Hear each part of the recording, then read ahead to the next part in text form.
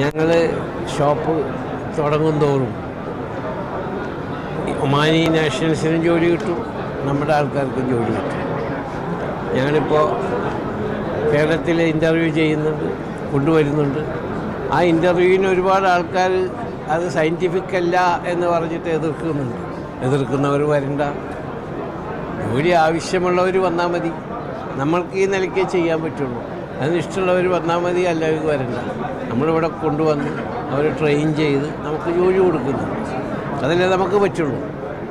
അത് അല്ലാതെ ആളുകളെ നേരിട്ട് കാണാതെ ഇൻ്റർവ്യൂ ചെയ്യാതെ നമുക്ക് ഷോപ്പുകളിൽ വയ്ക്കാൻ പറ്റില്ല.